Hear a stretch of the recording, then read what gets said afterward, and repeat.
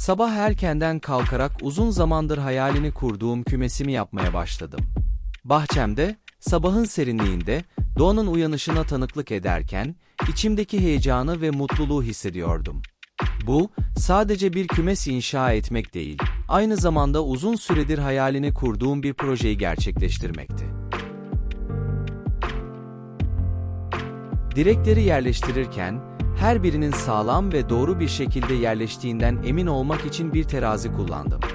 Her bir direğin yerine sabitlenmesi, bu küçük ama önemli adımların bir parçasıydı. Ardından, beton dökme işlemine geçtim.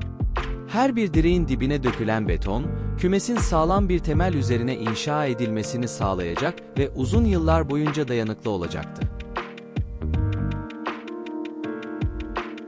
Tahtaları çakarken, gelecekte kiremitlerin yerleştirileceği ızgarayı oluşturmak beni heyecanlandırdı. Bu, kümesin çatısının son halini görmeye bir adım daha yaklaşmak gibiydi. Kiremitleri döşemeye başlamadan önce, kenarlara gelen yarım kiremitleri kesmek için hazırlık yaptım. Bu, sabırla ve dikkatle yapılması gereken bir işti. Ancak sonucun ne kadar güzel olacağını düşünerek, her bir kiremiti yerine yerleştirmek beni motive etti.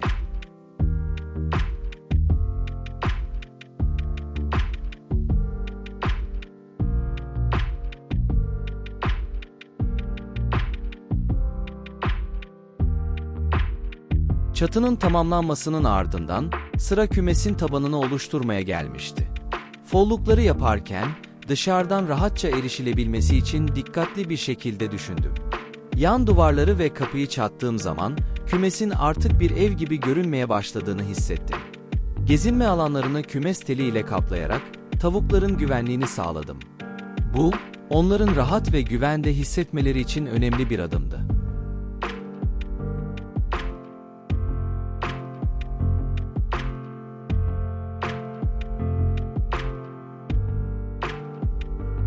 Son dokunuş olarak, kümesin boyasını yaptım ve tavukları yeni evlerine yerleştirdim. Onları yeni evlerine yerleştirmek, uzun bir süreçti ve her bir tavuğun rahat ve mutlu olmasını sağlamak için dikkatli bir şekilde hareket ettim. Bir hafta boyunca dışarıya salmadım, onların alışmasını bekledim. Ardından, bahçede gezinmeleri için dışarıya saldım ve onlar da teşekkür etmek için bolca yumurta yaptılar.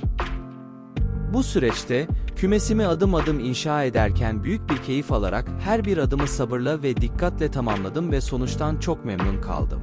Sonunda, hayallerimi gerçekleştirmenin mutluluğunu yaşarken tavuklarımın da yeni evlerinde mutlu olduklarını görmek beni çok sevindirdi.